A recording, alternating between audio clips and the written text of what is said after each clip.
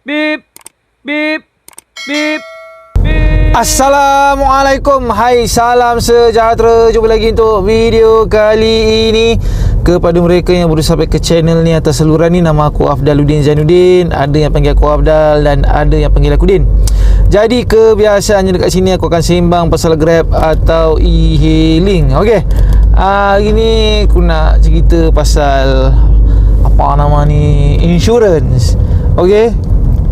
Ni orang kata dalam tempoh berapa lama ni ramai juga semenjak insurans e-hailing diperkenalkan, ramai juga yang bising kan, yang bising, yang tak puas hati, yang tak suka kata apa nama ni, benda ni dah apa kata dah jadi double lah apa bagai kan.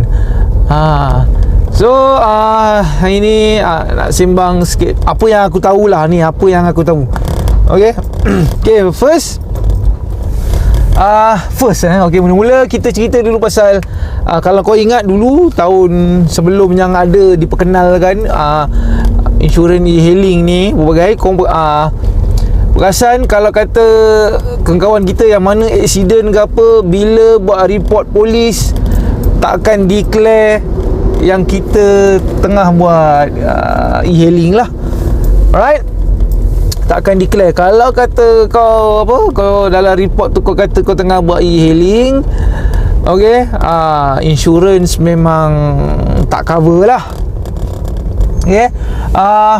Jadi itu bukan kata masalah utamanya ataupun menjadi kerisauan utamanya, aku faham, sebab ramai yang bising apa nama ni, ataupun ramai yang beranggapan apanya, kenapa bila dah kita dah ada insurans e-hailing kan, tapi kalau kata accident ke apa, kita claim insurans dia kacau NCD. Kenapa dia tak macam apa kata, tak macam insurans cermin ke apa bagai. Kenapa tak macam tu kan? Kenapa mesti tu bila dah ada insurans e-hailing ni patutnya cover lah kan, patutnya cover lah, tapi kenapa tidak? Okey. So ini ada apa kata penjelasan lah ataupun jawapan untuk mereka-mereka ni semua. Okey.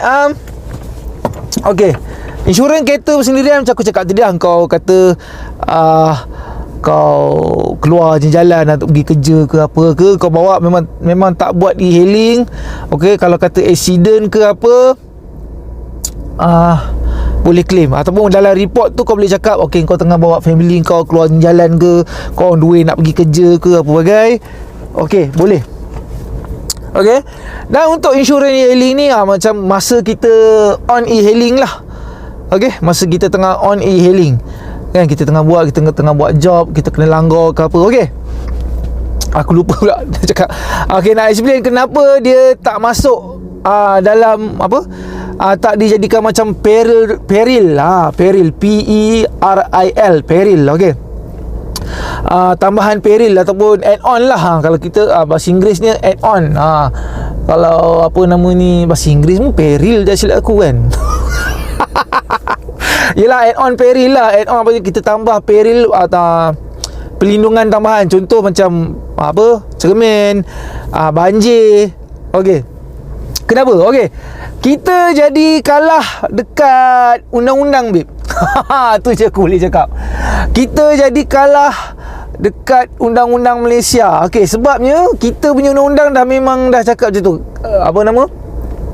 Kereta yang katanya guna untuk job ni bagai, memang kena ada insurans lain untuk cover. So kita dah kalah kat situ, babe. Okey, sebab tu okey, kalau kata korang tengah apa nama ni, tengah buat e-hailing kan, ada insurans e-hailing, accident ke apa, report tu claim lah. Katalah korang tengah buat Grab ke, tengah buat apa, Maika ke apa bagai, kena langgar masa tu, boleh claim. Baru insurans tak banyak songeh. Walaupun sebenarnya insurans tak semestinya e-hailing yang apa nama ni, yang bukan e-hailing pun banyak songeh ni. Dah add on untuk e-hailing kan. Insurans memang banyak songeh. Dia bukan sekarang je banyak songeh ni, daripada dulu lagi. Okay, so itu dia, kita kalah dekat undang-undang sebab kita apa nama ni kena ada insurans tu. Macam taksi, tak silap aku, macam taksi, macam bas, dia ada insurans dia lain, mahal insurans dia. Disebabkan kita ni undang-undang kita kan macam apa nama benda ni kan baru lagi, so dia tak clear kan lagi kan. Macam mana, sebab kereta kita ni boleh guna untuk sendiri, boleh guna untuk buat e-hailing juga. So memang secara tak langsung untuk apa kata ni, untuk mencekuk jugalah. Tapi sebenarnya kalau kata secara asasnya macam tu lah kan, kita kalah kat undang-undang. So bila kita nak buat e-hailing, kena ada insurans e-hailing, kena tambah lah lagi kan. Ada tu insurans e-hailing, aku tengok tambah kan. Sekarang dah boleh tengok app banding-banding harga kan. Oi, pening kau otak tu, mahal tu semua. Mahal tu. Aduh, macam kereta aku ni kat berapa ribu, tak adalah, masa aku kat berapa ribu tu, tambah dengan insurans e-hailing dah jadi 2,000 lebih. Ui, aku cakap ui, pening kepala. Itu yang mod kedekut datang tu. Okay, so nak tak nak sebab undang-undang Malaysia, so bila kita dah apa nama ni dah buat persendirian, ada insurans lain, dah tu kena ada lain. Okay, dia tak macam peril tambahan cermin, banjir, dia tak. Dia tak macam tu. Kita nak buat macam mana? Kita kalah kat undang-undang. Okey, lagi satu. Bila orang tanya penumpang punya insurans yang 35 sen tu, okey. Yang 35 sen tu, itu adalah untuk passenger tu sendiri, untuk penumpang tu sendiri. Maksudnya insurans e-hailing tu cover untuk kereta kita masa kita tengah bawa e-hailing. Okey, masa kita tengah on job. Tapi untuk insurans penumpang pula yang 35 sen tu, kalau jadi apa-apa dekat penumpang, so itulah dia. Kan, masa tengah naik tu kereta terbalik ke, apa benda, accident ke kan. Jadi apa-apa time tengah naik tu, itulah bendanya. Okey, untuk cover ni macam sebelum ni ya memang Grab ada cover sikit untuk penumpang, tapi tak banyak babe. Tak banyak. Okey, tak banyak. So sekarang ni bila suruh orang bayar, banyaklah kot covernya. 35 sen tu aku tak ingat dia cover berapa, tapi agak banyak jugalah kan. Okey, so memang apa kata insurans ni hailing ni memang banyak tak puas hati, tapi kita tak boleh nak buat apa, itu benda undang-undang kan. Kita bila kita claim, dia sama je bila kita claim kereta persendirian, insurans persendirian tu ke ataupun e-hailing punya ni, memang kacau NCD. Tu je, dia tak masuk bawah peril tambahan. Dia tak masuk, dia kira macam insurans kereta kita juga, tapi untuk kita layan job ada insurans tu, sebab tu kena tambah.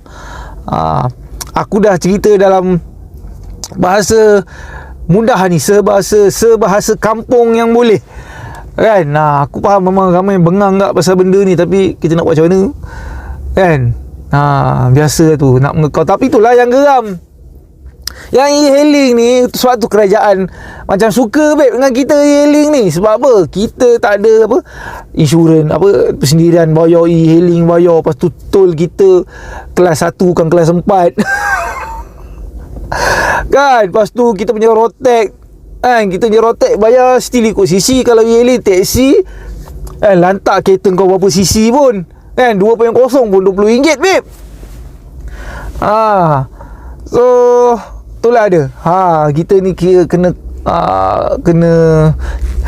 cekup lah, kiri kanan depan belakang, semua nak kena cekup kan. So aku harap tu menjawab lah kan.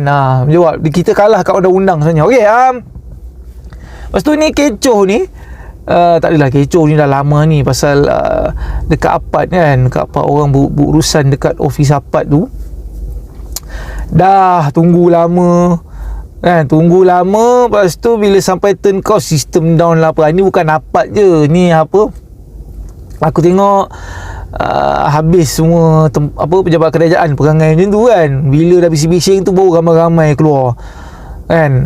Lepas tu ada pula kalau kata yang kerja komen tu, aku tengok kalau kat Facebook pasal yang kes gempa bumi baru ni kan. Ramai punya ada lah yang komen, kau ingat kita orang ni semua kerja jaga kaunter. Memang betul, tak semua orang kerja jaga kaunter, tapi takkan tak ada orang cover, babe. Kan? Contoh kalau kita ambil MACD kan, MACD kalau kata staff tak cukup kan, manager baik duduk depan tu. Manager tu. Aku rasa kalau kerajaan ni manager mungkin tak nak duduk depan lah, action lebih sikit. Tadi nak buat apa, staff tak cukup lantak kau lah kan, gaji kau dah bayar untuk buat kerja depan tu, aku manager kan, kena duduk belakang contoh. Tapi aku rasa macam tu lah. Kan, ego tinggi. Okay, lepas tu apa nama ni, okey, berbalik pasal insurance tu tadi, tak habis, lupa pula, dah lagi ke lain pula. Job tepi. Okey, kalau untuk job tepi job tepi, kalau kata kau buat job tepi, katalah apa nama ni, kau buat report, katalah kau buat job tepi. Okey, per keso memang cover korang. Okey, per keso memang cover. Tapi ni masalah problemnya. Okey, tapi per keso memang cover, katanya lah kan.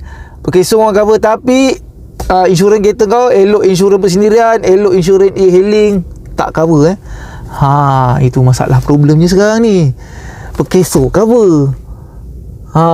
Per keso cover, tapi insurans kereta kita tak cover, insurans e-hailing pun tak cover. Itu masalahnya sekarang ni. So kalau kata korang yang rajin buat job tepi, aku rasa elok juga kat carum berkeso tu kan, sebab yelah, kalau kata memang buat report memang boleh tipu, babe, kan.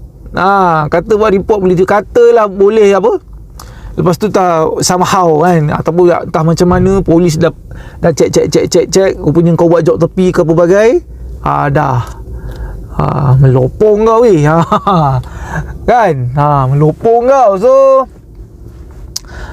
kat situlah grey area nya untuk job tepi ni. Lepas tu nak cerita pasal job tepi ni bukan job tepi lah, akhirnya pasal Grab punya masalah sistem dia ni, pasal dia punya change destination ataupun nak tukar tempat pergi tu, dia boleh buat sekali je. Grab ni dia nak buat macam Uber, tapi dia tak buat macam sudah. Kau tahu tak, Uber boleh buat sampai 10 kali pun tak apa change location tu. Macam semalam aku dapat satu family ni, six-seater. Dia nak daripada KLCC pergi ke mana, Mont Kiara sana. Okey, tengah jalan tu biasalah, tengah jalan tu nak pergi tapau dululah, bini dia cakap pergi tapau dulu. Lepas tu dia cakap boleh tak tukar location, dia nak pergi tapau. Aku cakap boleh lah, tukar lah. Aku kan dia nak tukar, dia nak pergi tu, lepas tu dia nak order lain, tak, dia suruh aku tunggu pula. Aku cakap alamak. Lepas tu nak dijadikan cerita, pergi kat Pudu tu, dia tukar ke Pudu lah. Bila pergi ke Pudu tu memang tak ada tempat berhenti bagai, terpaksa turun di situ, ada payment dan Grab Pay. Dia kata tak apalah, dia order lain, sebab dia lah tak ada tempat pun nak suruh aku tunggu bagai kan. Tunggu pula. Dia turun, lepas tu aku jalan baru jauh sikit, wallet dia tinggal belakang. Nasib baik time tu aku tengah on six-seater je, so job lain tak ada masuk.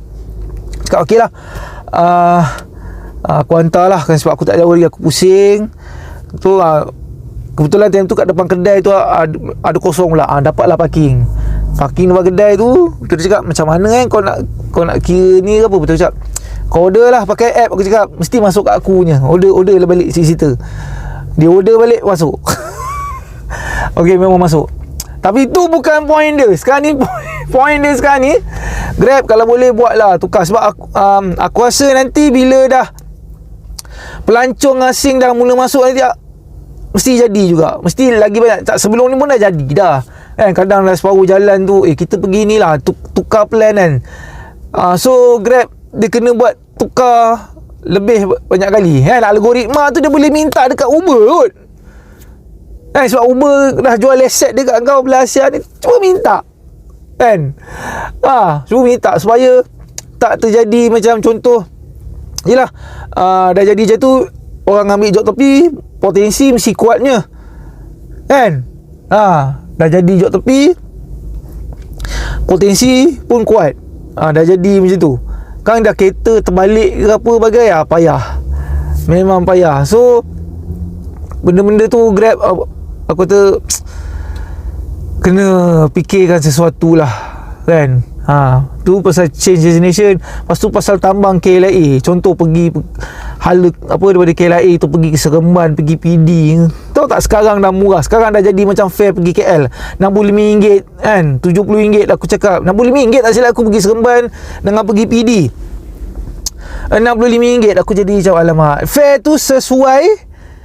So aku tahu jarak dia sama je pada KLIA pergi Seremban ke ataupun KLIA pergi ke KL, lebih kurang jarak dia. Tapi untuk fare RM65 tu, kalau ke Seremban, kalau orang yang dapat job tu orang Seremban, mungkin tak ada hal, kan? Mungkin tak ada hal. Tapi masalahnya dekat KLIA banyak driver KL. So bila kata dapat job ke sana, fare RM65, lepas tu nak patah balik apa ataupun nak turun ke KL, kan bagi aku rugi lah.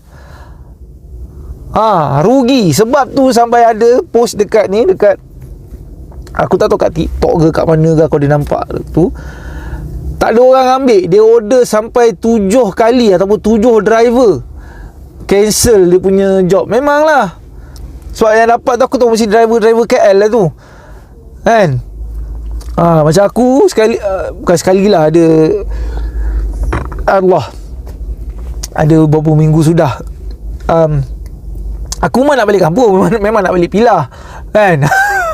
Memang nak balik Kuala Lumpur. Aku dapat 2 kali kot dapat job hala Seremban, tapi aku baju semua tak bawa, terpaksa cancel. Aku kena balik rumah dulu ambil baju, kan?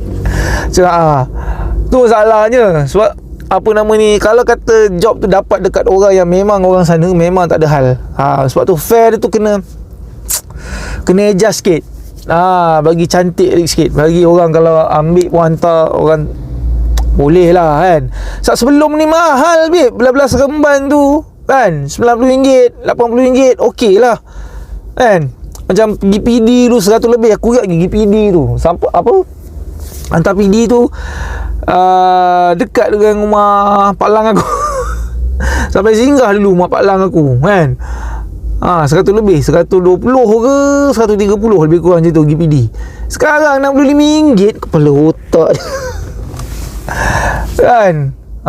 So lagi satu, benda-benda tu akan menyebabkan menjadi job tepi lah. Contoh, dapat katalah RM65, ada orang juga ambil, pergi tapi dia suruh kau cancel, aku nak 80 ke aku nak 100, kan? Kat situ Grab dah rugi tu sebenarnya, kan? Kalau kata dia letak harga dalam app tu RM90, RM80 hala ke Seremban, kan? Orang mesti ambil punya, babe.